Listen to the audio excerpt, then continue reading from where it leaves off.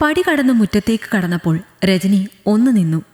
അകത്തുനിന്ന് മോളെ എന്ന് വിളിച്ചുകൊണ്ട് ഓടി വരാറുള്ള അമ്മയുടെ ചിത്രം ഒരു നിമിഷം മുന്നിൽ തെളിഞ്ഞപ്പോൾ അവളുടെ കണ്ണുകൾ നീറി. അമ്മ തങ്ങളെ വിട്ടുപിരിഞ്ഞതിനു ശേഷം ആദ്യമായാണ് വീട്ടിലേക്ക് വരുന്നത്, അതും മാസങ്ങൾക്കു ശേഷം. എന്തോ പിന്നെ അപ്പോഴാണ് വരാൻ തോന്നിയത്. ആഹാ രജനിയേച്ചി, എന്താ വന്നിട്ട് അവിടെ തന്നെ നിന്നത്? നാത്തൂൻ്റെ ശബ്ദം കേട്ടപ്പോൾ രജനി പെട്ടെന്ന് നേർത്തൊരു പുഞ്ചിരിയുടെ മൂടുപടം അണിഞ്ഞു. ഒന്നുമില്ല സുമേ, ഞാൻ വെറുതെ. ചേച്ചി അമ്മയെ ഓർത്ത് കാണും അല്ലേ? അമ്മ പോയാലും ഞങ്ങളൊക്കെ ഇല്ലേ ചേച്ചി? എപ്പോൾ വേണേലും ചേച്ചിക്ക് വരാലോ ഇങ്ങോട്ട്. സുമ പറഞ്ഞപ്പോൾ രജനി ചിരിച്ചെന്ന് വരുത്തി. ചേച്ചി ഇരിക്ക്, ഞാൻ കുടിക്കാനെടുക്കാം. ഉമ്മറത്തെ സോഫയിൽ തന്നെ ഇരുത്തി സുമ അടുക്കളയിലേക്ക് പോയപ്പോൾ സ്വന്തം വീട്ടിൽ താനൊരു വിരുന്നുകാരിയായ പോലെ രജനിക്ക് തോന്നി. അവൾ ചുറ്റിലും കണ്ണോടിച്ചു. സ്വീകരണമുറി ആകെ മാറിയിരിക്കുന്നു. ചുവരിൽ തങ്ങളുടെ വിവാഹ ഫോട്ടോയ്ക്ക് പകരം ഏതോ പുതിയ പെയിൻറ്റിംഗ് സ്ഥാനം പിടിച്ചിരിക്കുന്നു. ഷോക്കേഴ്സിലുണ്ടായിരുന്ന ചിന്നുവിൻ്റെയും മാളുവിൻ്റെയും പല പ്രായത്തിലുള്ള ഫോട്ടോസ് അവിടെ നിന്നും അപ്രത്യക്ഷമായിരിക്കുന്നു. അല്ലെങ്കിലും അതെല്ലാം സ്ഥിരമായി കണ്ടിരുന്ന ആൾ തന്നെ പോയ സ്ഥിതിക്ക് ഇനി അതിനെന്താ സ്ഥാനം? അന്നോളം തോന്നാത്ത ഒരു അന്യതാബോധം താൻ 20 വർഷം വളർന്ന വീട്ടിൽ രജനിക്ക് തോന്നി. സുമയോടൊപ്പം അടുക്കളയിലേക്ക് ചെല്ലാൻ പോലും അവൾക്ക് മടി തോന്നി. ചേച്ചി എന്താ മക്കളെ കൂട്ടാഞ്ഞത്? നാളെ സ്കൂളില്ലല്ലോ. സുമ ചായയും പലഹാരവും വെച്ച ട്രേ മുന്നിലേക്ക് വെച്ചുകൊണ്ട് ചോദിച്ചു. വിരുന്നുകാർക്ക് കൊടുക്കാറുള്ള ചിത്രപ്പണികളുള്ള കപ്പിൽ ഒഴിച്ച ചായ രജനിയുടെ തൊണ്ട പൊള്ളിച്ചുകൊണ്ട് ഉള്ളിലേക്കിറങ്ങി. ഒന്നുമില്ല സുമേ, അവർ വന്നില്ല. ഓ, അപ്പോൾ ചേച്ചി ഇന്ന് തന്നെ പോകണമല്ലേ? സുമ അത് ചോദിച്ചുകൊണ്ട് ആഞ്ഞിരുന്നപ്പോൾ അവളുടെ സ്വരത്തിൽ അവൾ പോലും അറിയാതെ നിഴലിച്ച ആശ്വാസം രജനി പെട്ടെന്ന് തിരിച്ചറിഞ്ഞു. പോണം, ഉടനെ ഇറങ്ങണം. അത് പറ്റില്ല, ചേച്ചി ഊണ് കഴിഞ്ഞിട്ട് പോയാൽ മതി. ഞാനിപ്പോൾ വരാം. ചേച്ചി ഒന്ന് കിടക്കൂ, വെയിലത്ത് വന്നതല്ലേ.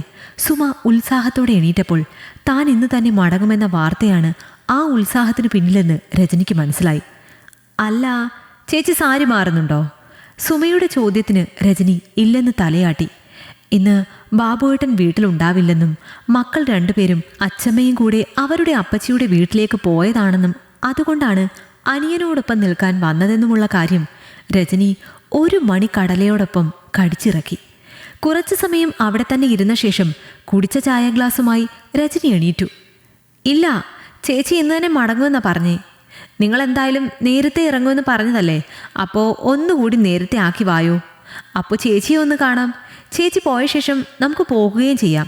സുമ ഫോണിലാണെന്ന് കണ്ട് രജനി ഒന്ന് ശങ്കിച്ചു. തൻ്റെ വീട്ടിൽ താനൊരു വിരുന്നുകാരിയാണെന്നും നാത്തൂൻ്റെ സ്വകാര്യതകളിൽ കടന്നു ചെല്ലരുതെന്നും രജനി പിന്നെയും ഓർമ്മിച്ചു. സുമേ, ഒച്ചയിടറാതിരിക്കാൻ ശ്രദ്ധിച്ചുകൊണ്ട് രജനി നീട്ടി വിളിച്ചുകൊണ്ട് അടുക്കളയിലേക്ക് ചെന്നു. സുമ ധൃതിയിൽ ഫോൺ കട്ട് ചെയ്തു. എൻ്റെ ചേച്ചി?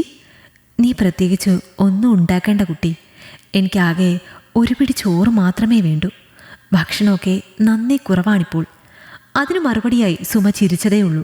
വെയിലത്ത് വന്നാണെന്ന് തോന്നുന്നു. എനിക്ക് വല്ലാത്ത തലവേദന. ഞാൻ കുറച്ച് സമയം അമ്മയുടെ മുറിയിൽ ഒന്ന് കിടക്കട്ടെ. നിന്റെ ജോലി ഒതുങ്ങുമ്പോൾ വരൂ. സുമയോട് പറഞ്ഞുകൊണ്ട് രജനി അമ്മയുടെ മുറിയിലേക്ക് നടന്നു.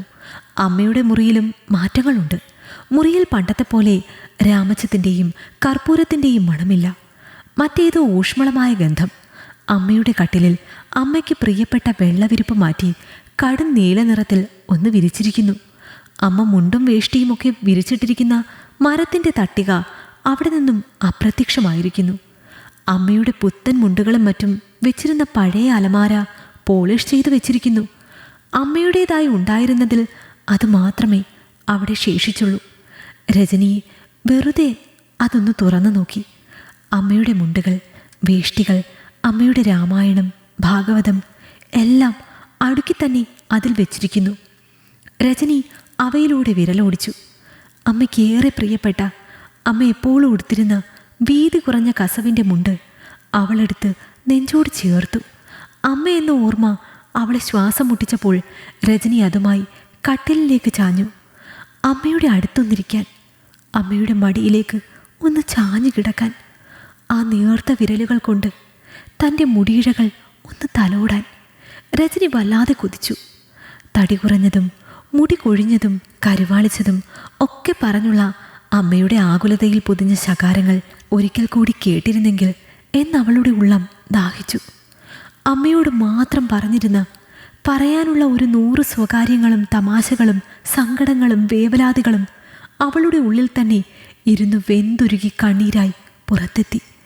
അമ്മയില്ലായ്മ എന്ന ശൂന്യത തീർക്കുന്ന ഒറ്റപ്പെടൽ എത്ര ഭീകരമാണെന്നറിയുകയായിരുന്നു രജനി. ഭർത്താവും മക്കളും കൂടപ്പിറപ്പുകളും ഒക്കെ ഉണ്ടായിട്ടും ആരുമില്ലാതായി എന്ന തോന്നൽ അവളിൽ വല്ലാതെ വേരോടി. മനസ്സിൻ്റെ താപത്തിൽ തളർന്നിട്ടോ എന്തോ മയങ്ങിപ്പോയതൊന്നും രജനി അറിഞ്ഞില്ല. തലയിൽ ആരോ സ്പർശിച്ചതറിഞ്ഞാണ് രജനി ഞെട്ടി ഉണർന്നത്. അടുത്തിരിക്കുന്ന സഹോദരൻ രാജേഷിനെ കണ്ടപ്പോൾ രജനി അന്തിച്ചു നോക്കി. എന്തുറക്കാടി ചേച്ചി ഇത്, എണീക്ക്. പെട്ടെന്ന് സ്ഥലകാലബോധം വന്നപ്പോൾ രജനി ചാടി എണീറ്റു. നീ എപ്പോൾ വന്നു? ഞാൻ ഓരോന്നോർത്ത് കിടന്നപ്പോൾ മയങ്ങിപ്പോയി. ഞാനിപ്പോൾ വന്നതേ ഉള്ളൂ. നീ മുഖം കഴുകി വാ, ചോറുണ്ണാം. രാജേഷ് പുറത്തേക്ക് നടന്നപ്പോൾ രജനി ദീർഘമായി ശ്വാസം വിട്ടു. ഒന്നുറങ്ങി എണീറ്റപ്പോൾ മനസ്സിൻ്റെ പിടപ്പ് കുറച്ച് മാറിയതുപോലെ അവൾക്ക് തോന്നി. ചേച്ചി, ഞാൻ വൈകിട്ട് ഒന്ന് വിളിക്കാനിരിക്കുമായിരുന്നു നിന്നെ. രാജേഷ് പറഞ്ഞപ്പോൾ രജനി ചോദ്യഭാവത്തിൽ അവനെ നോക്കി. ഇല്ല, കുറച്ച് ദിവസമായി സുമയ്ക്ക് ആകെ ക്ഷീണവും ഒക്കെയാണ്. അവൾക്ക് ഡേറ്റൊന്നും കറക്റ്റ് അല്ലല്ലോ. എന്നാലും സംശയം തോന്നി കാലത്തൊന്ന് യൂറിൻ ടെസ്റ്റ് ചെയ്തു. പോസിറ്റീവാണ് കണ്ടത്. രാജേഷ് പറഞ്ഞത് കേട്ട് രജനി അമ്പരപ്പോടെ സുമയെ നോക്കി. അവൾ ആകെപ്പാടെ ചുവന്നിരുന്നു. സുമ ഒന്നും പറഞ്ഞില്ലല്ലോ. ഡോക്ടറെ കണ്ട് ഉറപ്പിച്ച ശേഷം പറഞ്ഞാൽ മതി എന്ന് ഓർത്തിട്ടാണ്. ഇന്ന് വൈകിട്ട് ഡോക്ടറെ കണ്ട ശേഷം നിന്നെ വിളിക്കാമെന്നാണ് കരുതിയത്. രജനിക്ക് സന്തോഷം കൊണ്ട് വാക്കുകൾ മുട്ടിപ്പോയി. രാജേഷിൻ്റെയും സുമയുടെയും വിവാഹം കഴിഞ്ഞ് 3.5 വർഷം കഴിഞ്ഞിരുന്നു. അവർക്കൊരു കുഞ്ഞില്ലാത്തത് അമ്മയ്ക്ക് വലിയ വിഷമമായിരുന്നു. അമ്മയുടെ ഏറ്റവും വലിയ പ്രാർത്ഥനയും ആഗ്രഹവുമായിരുന്നു രാജേഷിൻ്റെ കുഞ്ഞ്. ഓരോന്നോർത്ത് രജനിയുടെ കണ്ണ് നിറഞ്ഞു. അമ്മ അവിടെ ചെന്ന് പറഞ്ഞു കാണും അല്ലേ ചേച്ചി? രാജേഷ് കണ്ണ് നിറച്ച് ചിരിച്ചുകൊണ്ട് ചോദിച്ചപ്പോൾ രജനി തലയാട്ടി. ഡോക്ടറെ കാണാൻ പോകാൻ വേറെ ആരാടാ ഉള്ളത്? സുമയുടെ അമ്മ വരുമോ? ഇല്ല, അവിടെ ഒന്നും പറഞ്ഞിട്ടില്ല. ഇതുപോലെ ഉറപ്പായ ശേഷം മതിയെന്നോർത്തു. പിന്നെ അവിടെ ഇവളുടെ അനിയത്തിക്ക് പരീക്ഷയൊക്കെയാണ്. എങ്കിൽ ഞാൻ കൂടെ വരാം. രജനി പെട്ടെന്ന് പറഞ്ഞു. വേണ്ടടി, നിനക്ക് ഇന്ന് തന്നെ പോണ്ടേ? അവിടെ പിള്ളേരില്ലേ?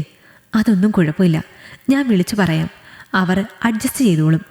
ആദ്യമായി പോകുമ്പോൾ നീ തനിച്ചു പോകണ്ട. രജനി സുമയെ ചിരിയോടെ നോക്കി.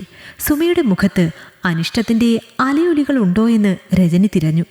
അവളുടെ മുഖത്ത് നിറഞ്ഞ സന്തോഷമാണ്, നന്ദിയാണ്. തൻ്റെ മനസ്സിലും ഒരു കുളിര് പടരുന്നത് രജനി അറിഞ്ഞു. സുമേ, എന്നും വിളിക്കണം. എന്താവശ്യമുണ്ടെങ്കിലും പറയാൻ മടിക്കരുത്. ഞാൻ പറ്റുന്നത് പോലെയൊക്കെ ഓടി വരാം. നല്ലവണ്ണം ശ്രദ്ധിക്കണം. സുമയുടെ കയ്യിൽ മുറുക്കി പിടിച്ചുകൊണ്ട് രജനി പറഞ്ഞു. എടാ, തോന്നിയതുപോലെ കറങ്ങി നടക്കരുത്. ഓഫീസ് വിട്ടാൽ ഉടനെ വീട്ടിൽ വന്നോണം. പിന്നെ നമ്മുടെ ഞാറയ്ക്കലെ ജാനകിയമ്മയോട് പകലൊന്ന് വരാൻ പറയാം. എന്തിനാ അവരെയൊക്കെ വിളിക്കുന്നത്? ഇപ്പോൾ ഇവൾക്ക് കുഴപ്പമൊന്നുമില്ലല്ലോ, പിന്നെന്താ? രാജേഷ് ചിരിയോട് ചോദിച്ചു. നിനക്കത് പറഞ്ഞാൽ മനസ്സിലാവില്ല. സുമയ്ക്ക് ഇതാദ്യത്തെ വിശേഷമല്ലേ. എന്തെങ്കിലും ക്ഷീണം തോന്നിയാൽ ഒരു ഗ്ലാസ് വെള്ളം എടുത്തു തരാൻ പറയണമെങ്കിൽ ആരെങ്കിലും വേണ്ടേ?